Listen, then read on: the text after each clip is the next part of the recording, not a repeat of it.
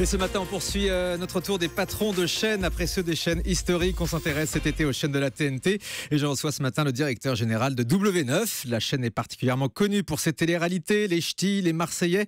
Mais elle a aussi d'autres ambitions pour la rentrée, après avoir battu des records historiques d'audience au mois de juin, grâce à la Coupe du Monde de foot féminine. Jérôme Foucret, bonjour. Bonjour Thomas. Bienvenue dans ce studio. Vous êtes donc le directeur général de W9. Votre chaîne, je disais, a battu des records historiques d'audience sur la TNT en juin. Presque 4 millions de téléspectateurs pour ce quart de finale entre la France et l'Allemagne. Il n'y a que le sport qui permet de faire des audiences aussi larges sur la TNT.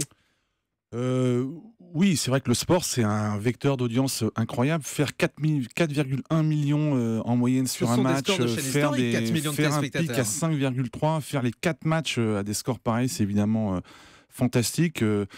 On a pas mal de foot sur W9, donc vous savez que régulièrement l'Europa League nous permet aussi de faire de très grands scores, et je pense qu'on va continuer à faire de gros records d'audience l'année prochaine. C'est-à-dire que vous continuez de vous positionner sur les événements sportifs, c'est un des moteurs de W9 ? Oui, c'est un des moteurs W9, c'est important d'avoir des grands événements, on l'a bien réussi sur cette Coupe du Monde avec les scores d'audience que vous avez cités, avec ces records qui vont pas être faciles à battre. Ouais.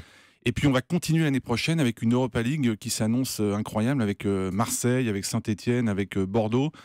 On a 16 soirées de football qui s'annoncent très puissantes en termes d'audience. Alors certains n'ont pas compris pourquoi c'est pas M6 qui a diffusé cette Coupe du Monde féminine, parce qu'ils auraient fait peut-être encore plus d'audience que vous.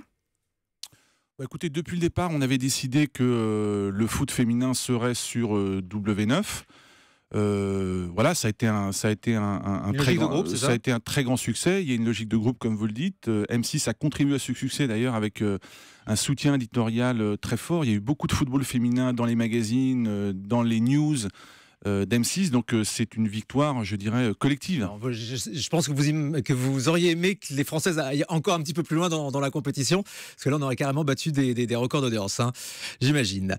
Il y a des gens qui travaillent en ce moment à W9, Jérôme Foucret ? Oui, il y en a pas mal, parce qu'il y a une rentrée chargée qui s'annonce. Oui, moi j'ai l'impression que cet été la chaîne elle est fermée. Non, on a fait une très belle saison, et il y a beaucoup de nouveautés qui arrivent pour l'année prochaine. Donc, oui, mais cet été... hein. Il y a beaucoup d'auditeurs qui nous appellent en ce moment sur le télérépondeur pour nous dire que c'est un désert, les programmes sur la TNT, notamment sur W9, avec W9 énormément de rediffusions. Je vous fais observer que W9 est une des rares chaînes à avoir lancé des nouveautés cet été, puisqu'il y a eu Incroyable Championnat, qui est un magazine qu'on a lancé de Prime.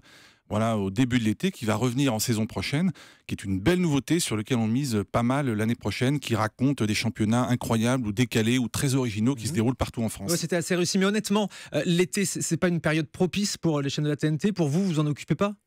Non, mais il y a beaucoup de programmes qui marchent, et d'ailleurs on fait un très bon début d'été en termes d'audience. Alors c'est vrai qu'il y a plus de rediffusions que pendant la saison, mais il y a beaucoup de nouveautés qui se préparent pour septembre. C'est quoi W9 aujourd'hui ? C'est toujours la chaîne des ch'tis et des Marseillais, comme je disais, pour caricaturer ? C'est une chaîne qui vise un large public et qui ambitionne d'être leader sur les jeunes. Donc il y a à la fois des programmes qui sont très puissants sur les jeunes, et les programmes que vous citez en font partie. Il y a les Marseillais, il y a les ch'tis, il y a les Princes de l'amour, et il y a d'autres franchises qu'on est en train de préparer, notamment en avant-soirée. Et puis on essaye de toucher un très large public avec une offre cinéma puissante, avec des séries, avec des magazines, avec du sport, on l'a dit, et avec toute une palette de nouveaux divertissements qui arrivent en septembre. Donc voilà, c'est une chaîne généraliste, mais quand même très centrée sur la télé-réalité en access. Hein. Les ch'tis, les Marseillais, donc ça revient à la rentrée ? Oui, ça revient à la rentrée. Non seulement ça revient à la rentrée, mais il y aura...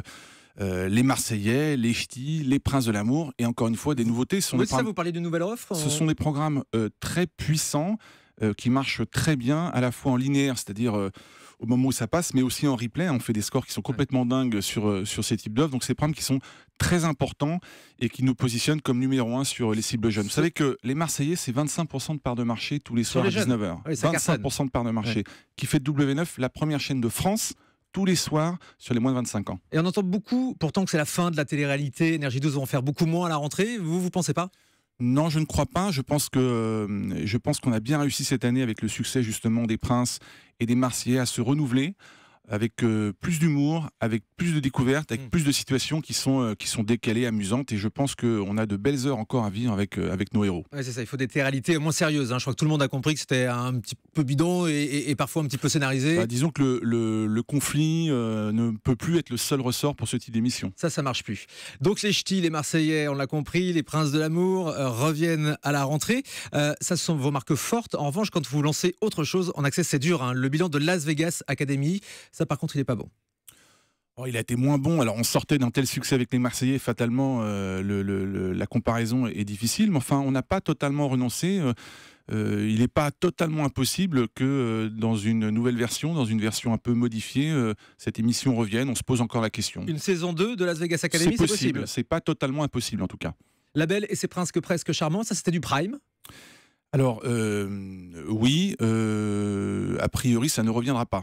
Oui, vous avez épuisé le concept, puisque de toute manière, c'est un switch où il faut piéger les candidats. Donc une fois qu'on a participé, voilà, c'est pas première fois, c'est pas une émission qui avait vocation à avoir plus des 2 saisons qu'elle a eues. En revanche, Les Princes de l'amour, série dérivée. Les Princes à l'automne, ça va revenir. Et je peux vous assurer que la saison qui vient de se terminer, dont on vient de terminer le tournage hier, à Ibiza, va être absolument magnifique. Absolument magnifique. J'en doute pas une seconde. L'autre programme dont vous nous annonciez à l'instant l'arrivée pour la rentrée, on peut en dire un mot? Vous savez comment ça s'appelle? Pardon, vous parlez de la télé-réalité? Oui, télé-réalité. Non, c'est encore trop tôt, ce sera pour le printemps, fin du printemps. Fin du printemps, donc 2016, vous reviendrez nous en parler, évidemment. Un coup d'œil sur vos animateurs, Jérôme Foucret, directeur général de W9. On sait que la stratégie de votre concurrente D8, c'est de miser sur son animateur vedette, Cyril Hanouna. Vous n'avez pas d'animateur vedette sur W9? Non, je ne partage pas votre avis. On a beaucoup d'animateurs qui sont excellents. Je pense à Nathalie Renaud. J'ai pas dit ça, mais c'est que des visages d'M6. Nathalie Renaud, vous citez, Faustine Bollard, Alex Gous, Stéphane Rothenberg. On a un souhait, c'est totalement assumé. On a un souhait de faire circuler nos animateurs entre les antennes du groupe. On considère que c'est des opportunités à la fois pour eux et pour nous d'animer des émissions et sur M6 et sur W9. Et sur nos autres chaînes d'ailleurs. Donc Nathalie Renaud, Marie-Ange Casalta qui fait actuellement 19h45, Stéphane Rothenberg qui va animer un grand jeu sur l'hypnose à la rentrée. C'est un choix assumé pour la chaîne de mettre un gros animateur à la tête de cette émission. Ce sera diffusé à quelle heure, Faustine Bollard, Louise Eklund. Ce sera du prime. Oui, bien sûr. Un jeu sur l'hypnose avec absolument, c'est un jeu très amusant, très décalé, franchement créatif, qui est un format BBC en Angleterre, qui est un carton sur ITV, qui va arriver aussi sur RTL en Allemagne. Donc c'est un gros format de télévision, de divertissement. Et on a des soirées qui sont prévues tout au long de l'année avec ce jeu animé par Stéphane Rothenberg. Vous avez parlé de Louise Eklund aussi, donc qui vous rejoint? Oui, Louise Eklund nous rejoint et elle va prendre en charge toute la partie musique et divertissement de la chaîne qui va prendre de l'ampleur cette année. On a la volonté de mettre davantage la musique en avant, notamment en soirée.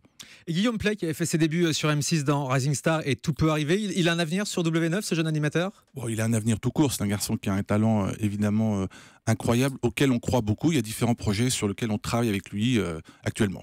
Le départ de Sidonie Bonnec, qui présentait Enquête criminelle sur votre chaîne, elle part sur France 5 pour présenter les maternelles. Vous n'avez pas voulu la retenir? Sidonie, elle a fait un choix personnel. Moi, j'ai pas souhaité qu'elle s'en aille, bien au contraire. Maintenant, on a compris son départ et on lui souhaite bonne chance.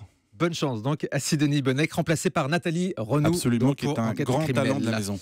On a l'impression quand même, Jérôme Foucret, avec W9, que vous faites beaucoup de récup d'M6. On vient de parler de tous les animateurs, mais aussi les émissions que M6 ne voulait plus. Un dîner presque parfait qu'on voit sur W9. Tout peut arriver aussi, qui a été déprogrammé d'M6. C'est une vocation de W9, ça?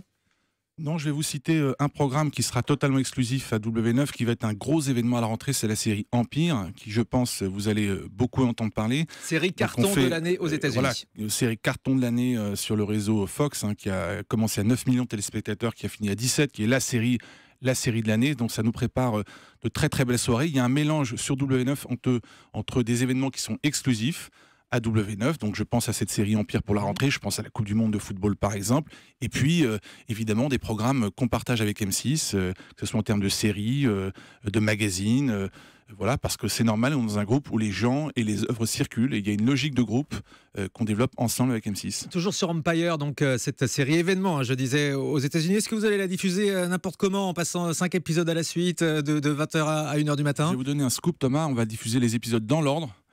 Lors de 4, 5 ou 6 soirées qui vont arriver à la fin du mois de septembre. Et ben c'est une bonne chose parce que la diffusion des séries sur la TNT, c'est parfois très très aléatoire. Donc Empire, en plus c'est très réussi, c'est une série sur la musique, le R&B, extraordinaire, ouais. Une sorte de Dallas dans l'univers du R&B hip-hop. J'ai eu l'occasion de voir quelques épisodes.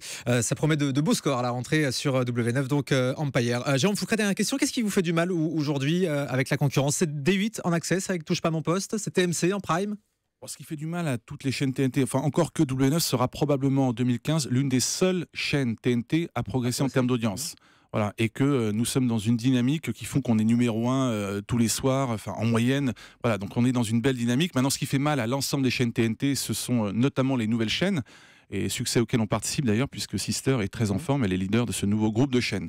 Voilà, donc il y a un groupe de nouvelles chaînes qui émergent et qui fait que fatalement les autres chaînes sont grignotées. Et D8, c'est pas votre concurrent direct? Tout le monde est nos concurrents, D8, TMC, voilà, tous les autres, on se bat contre toutes les chaînes avec les meilleures armes possibles et on a de très très bonnes armes pour faire une belle rentrée. Jérôme Fouqueret, le directeur général de W9, est notre invité ce matin sur Europe 1. Dans un instant, Johan Rock nous rejoint pour Faites le Terre. A tout de suite.